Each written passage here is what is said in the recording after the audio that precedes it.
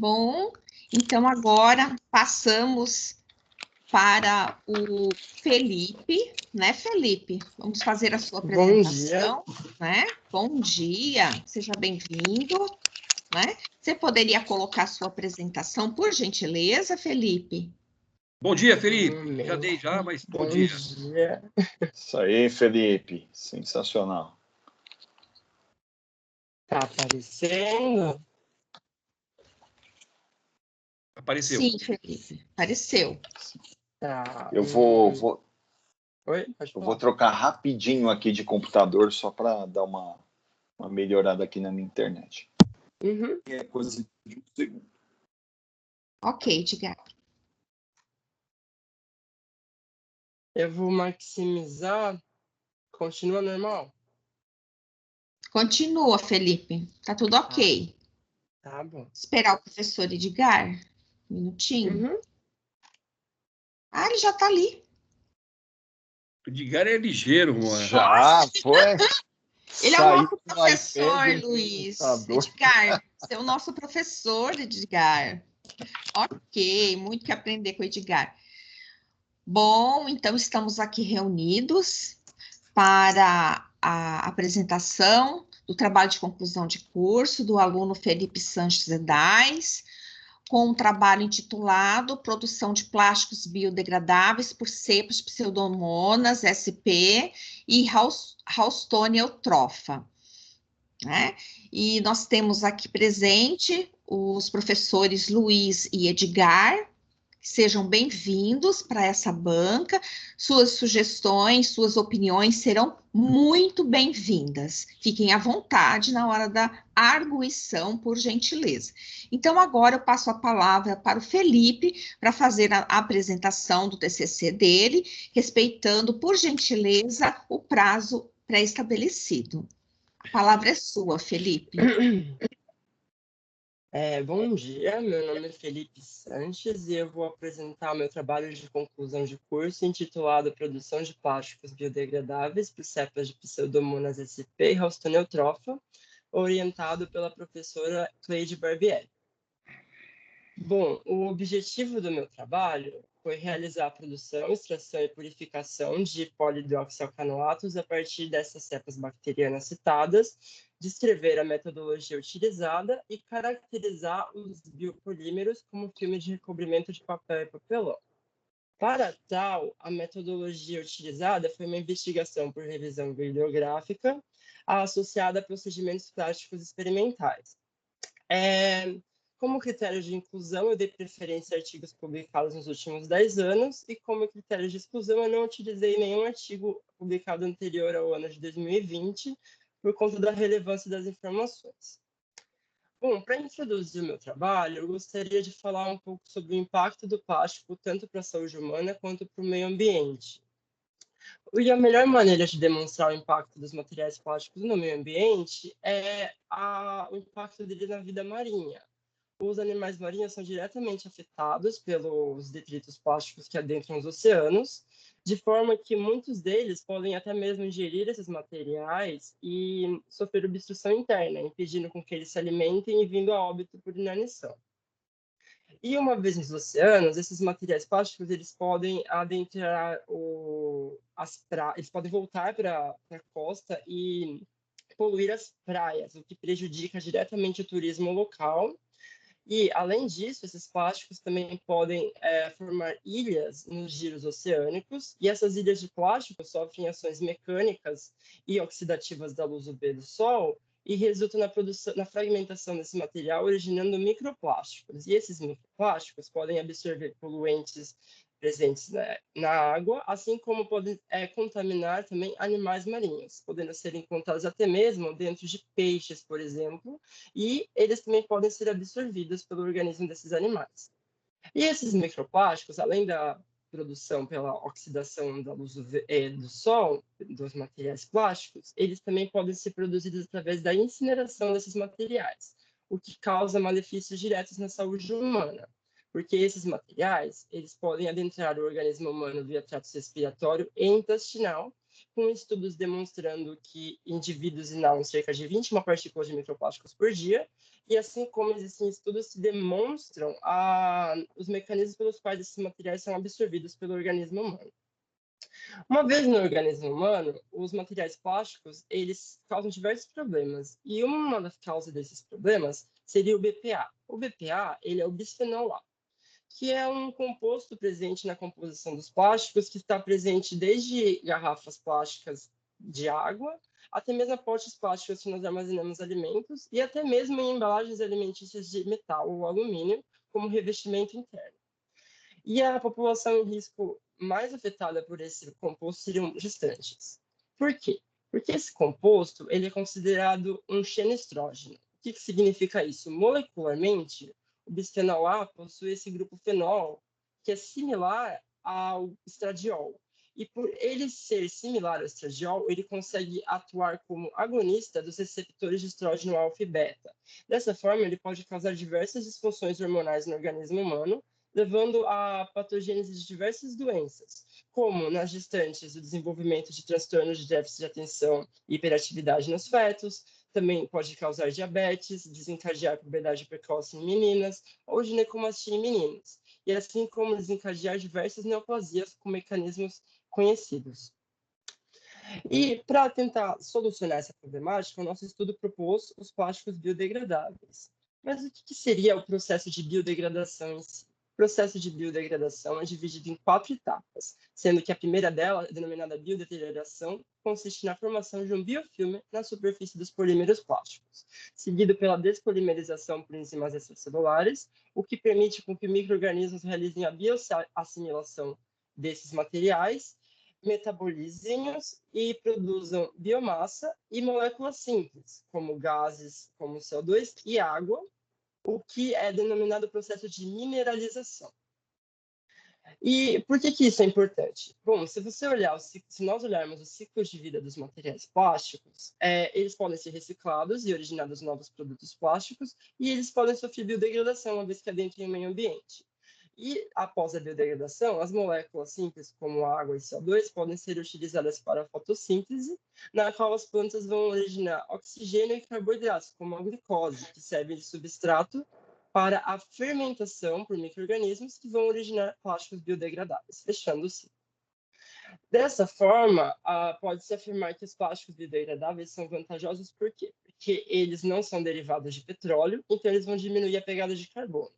E por serem biodegradáveis, eles não duram séculos na natureza, e dessa forma ajudam a diminuir o acúmulo de resíduos, ajudando a diminuir a poluição. E de uma maneira geral, não existem desvantagens quando comparados aos plásticos convencionais.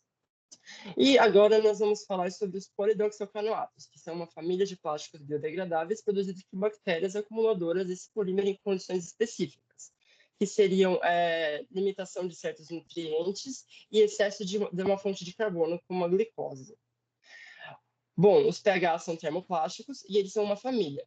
E essa família possui diversos membros, sendo que o mais bem conhecido e caracterizado é o polidoxibutirato, que é o PHB. Aqui é para ilustrar a diferença entre os membros dessa família. O PHB possui essa estrutura molecular e o PHV possui essa estrutura molecular. E aqui eu gostaria de mostrar que pode existir a formação de copolímeros, contendo monômeros diferentes. Falando um pouco desses monômeros, eu gostaria de demonstrar que quando os polímeros têm monômeros de 4 a 5 carbonos, eles são denominados PHAs de cadeia curta. Pode ser evidenciado nessas duas imagens aqui. E quando os polímeros têm monômeros de 6 a 12 carbonos, eles são denominados PHAs de cadeia média.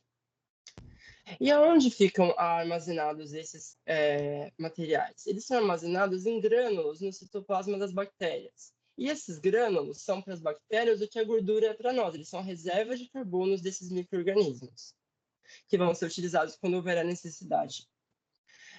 E como que nós realizamos os procedimentos de produção, extração e purificação desses materiais? Bem, esses procedimentos foram realizados utilizando a infraestrutura do Laboratório de Bioprodutos do Departamento de Microbiologia do Instituto de Ciências Biomédicas da Universidade de São Paulo, entre dezembro de 2019 e janeiro de 2020.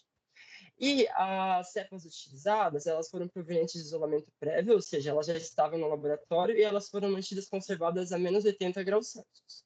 sendo elas a Ralston-Eutropha LFM026, a Pseudomonas sp LFM046 e LFM461, cada uma produzindo um tipo diferente de polímero com características específicas.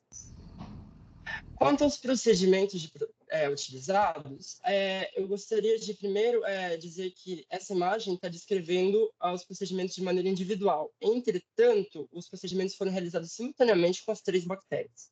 Bom, o que foi feito? A cepa bacteriana foi selecionada e semeada. Após o crescimento na placa, elas foram inoculadas em meio LB. E esses frascos foram colocados em shaker por 24 horas, e após essas 24 horas, as bactérias foram inoculadas em meio mineral enriquecido com glicose.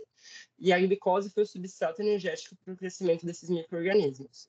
E esses frascos foram, então, colocados no shaker por 72 horas. Aqui eu gostaria de salientar que entre um procedimento de inoculação e o outro, foram realizados 6 semeaduras bacterianas em placas de Petri com meio mineral. 3 dessas placas foram suplementadas previamente com corante Nile Red e após o crescimento dessas bactérias, as outras 3 placas foram curadas com corante Sudan Black e após 10 minutos foram lavadas com etanol, adquirindo esse aspecto.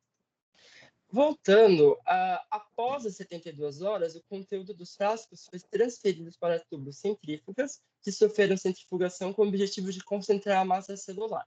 Então, o sobrenadante foi desprezado e o pellet foi recuperado com água destilada e a massa celular, então, foi transferida para placas de Petri de vidro. Essas placas foram submetidas a processos de liofilização a menos 50 graus Celsius em supervácuo, no qual foi obtida a massa celular liofilizada. Essa massa celular liofilizada, então, foi utilizada para realizar a extração dos pHs em solvente. E esses frascos foram, então, colocados em shaker por 24 horas. E após essas 24 horas, houve o procedimento de precipitação dos pHs em etanol 96%, utilizando agitador magnético. Após a precipitação do biopolímero, eles foram transferidos para placas de Petri e aguardada a secagem. Eles foram, então, catalogados pesados e realizando cálculos para determinar quanto de polímero seria utilizado para a produção de filmes de bioplástico e placas de papel para análise 6 por 6 centímetros recobertos com biofilmes para realizar o teste de moldeabilidade.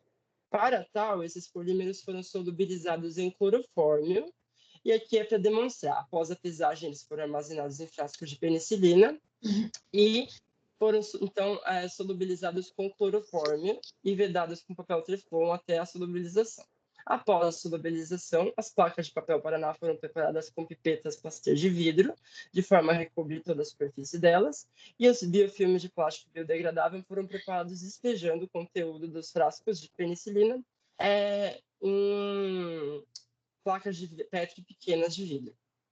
Após foi realizada a determinação de polidroxalcanoatos, como em duplicata foram separadas de 10 a 15 miligramas de massa seca celular e 10 miligramas de cada polímero, de forma que eles foram submetidos ao tratamento de propanólise e analisados posteriormente via cromatografia gasosa. E o que foi obtido de tudo isso? Quais foram os nossos resultados de discussão?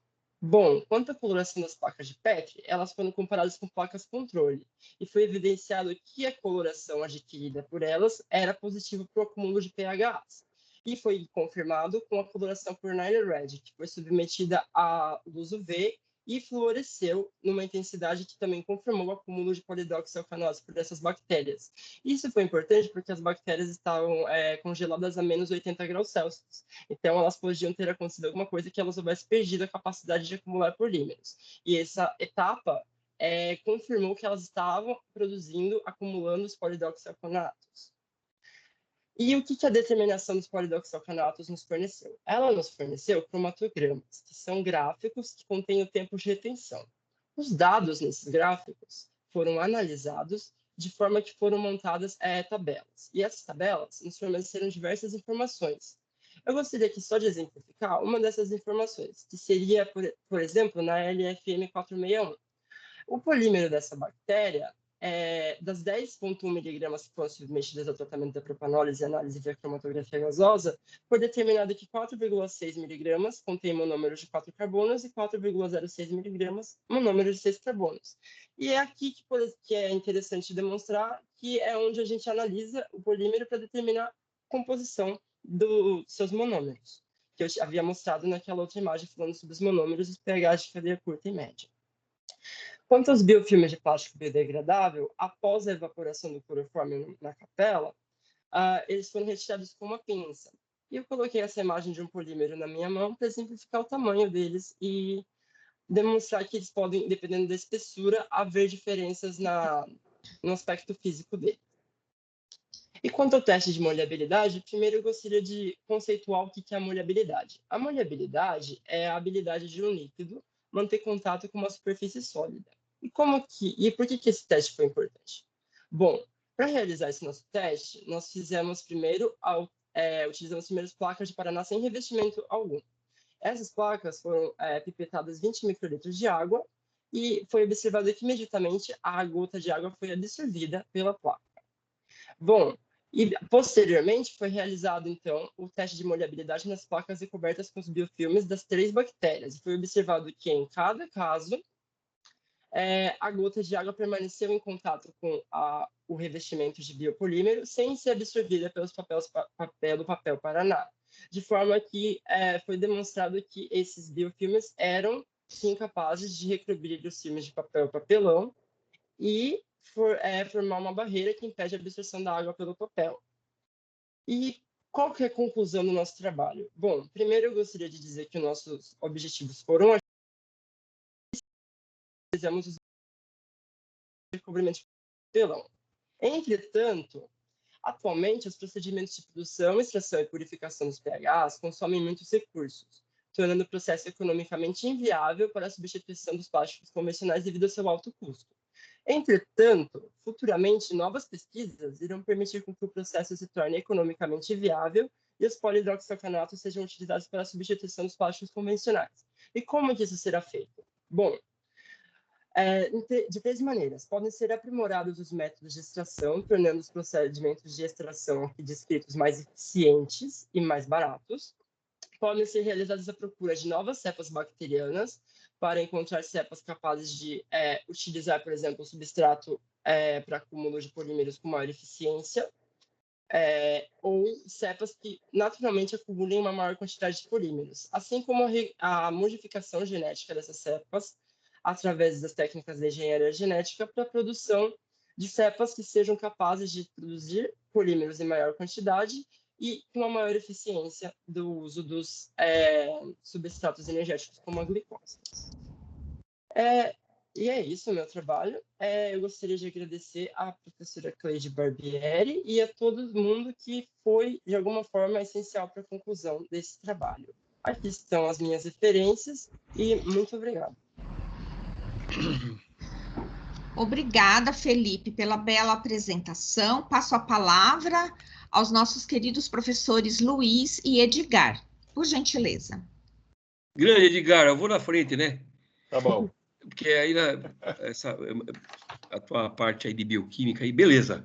Bom, Felipe, parabéns, eu agradeço a sua orientadora e a você por estar me convidando a participar o privilégio de participar dessa apresentação e do seu trabalho.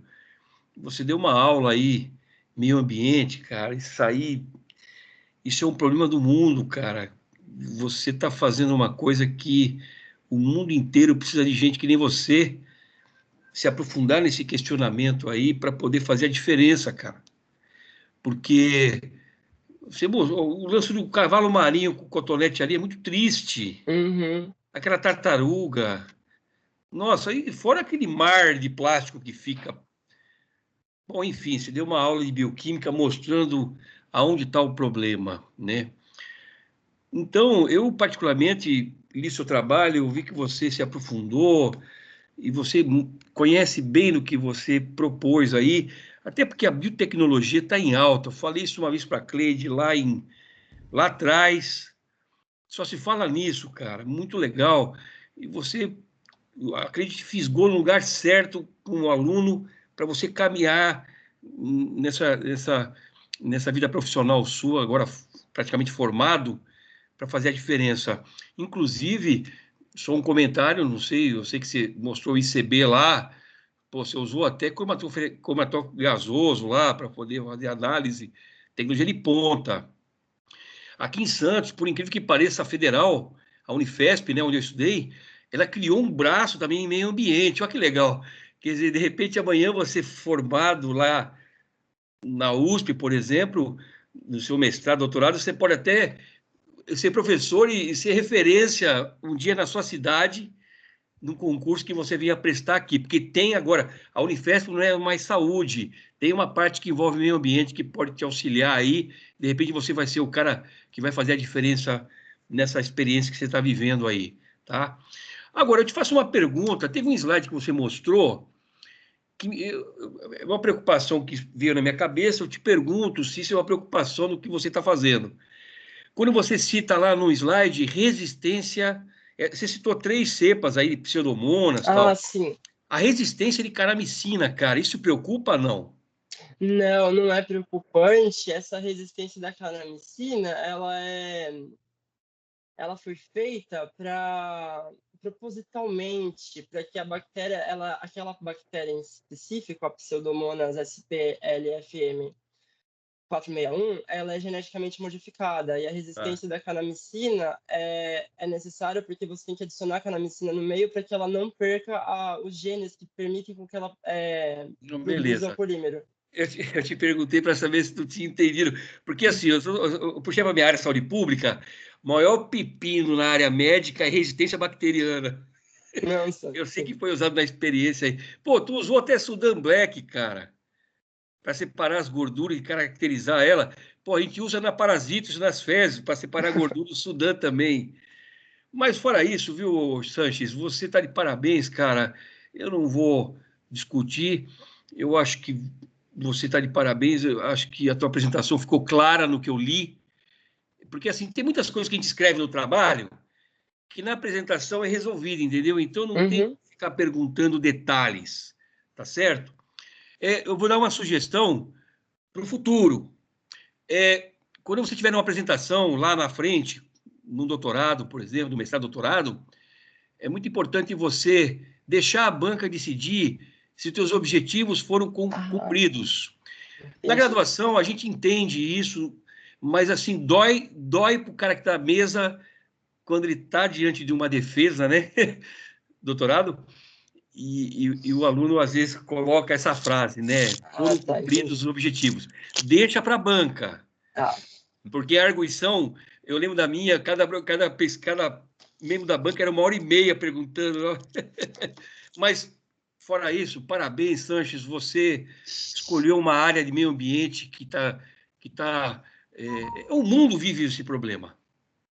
Professora Cleide, parabéns para você também, tá? Edgar, toca aí. Vamos lá.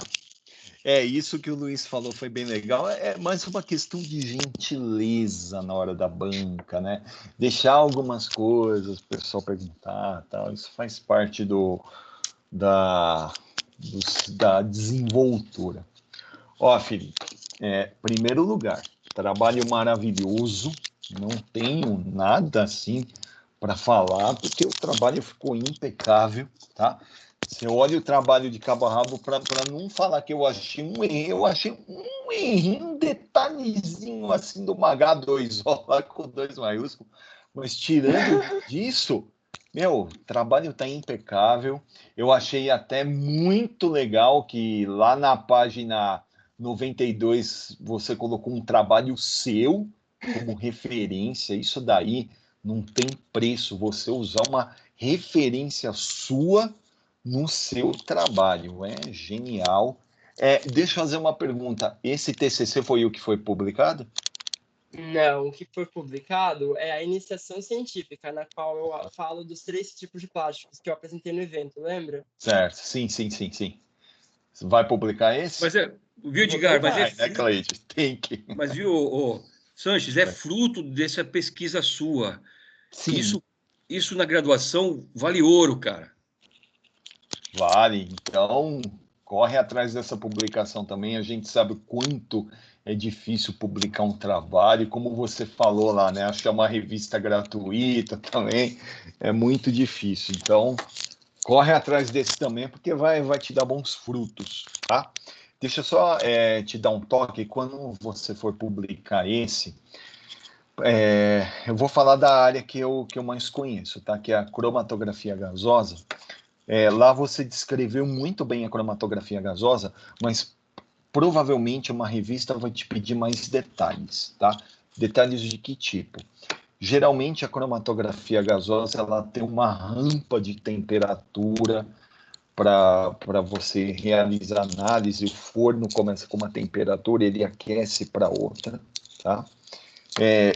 Você tem que descrever que detector que foi utilizado. Então, depois você dá uma olhada no equipamento que foi utilizado, que detector que era, se era FID, que é ionização de chama, que é o mais comum, se foi... Pelo gráfico que você apresentou, eu acho que era um FID, não é uma espectrometria de massa ou coisa mais elaborada. Então, depois você só toma cuidado, a hora que você for mandar para publicar, já dá uma melhorada nessa parte da cromatografia gasosa, porque certeza que eles vão pedir mais detalhes disso, tá? Então, você só presta atenção em relação a isso.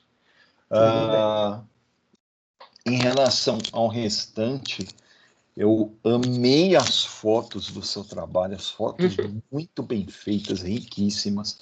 O resultado final do biofilme ficou lindo, tá? Eu só tenho que parabenizar você, como eu te acompanho também, igual o Luiz, né? A gente te acompanha desde o primeiro ano, só tenho que te parabenizar você pelo seu desempenho, pelo seu desenvolvimento aí como aluno, que você sempre foi um aluno que correu atrás aí. Eu lembro que você parava no corredor para perguntar algumas coisas. Você tem perfil de pesquisador, então você tem que correr atrás disso mesmo, tá? Eu vi lá no seu Facebook ou no Insta, acho que foi no Facebook, que você já está praticamente na USP, então vai fundo, corre atrás do teu sonho e seja feliz. Beleza, meu querido? Obrigado, professor. Ô, Felipe, tu já está com o pé lá já, Felipe? Eu estou fazendo um estágio lá, assim. Pô, que legal, cara. Aí tá aí, pronto. Tá resolvido. Já está encaminhado. Obrigado. Já. Muito obrigado, professor. De nada. Professora Cleide. Pode tocar aí.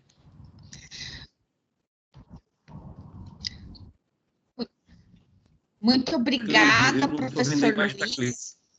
Professor Edgar, muito, muito obrigada pela arguição. Não está me vendo? Não? Vai tudo bem. Peraí, eu acho que a internet é ruim agora.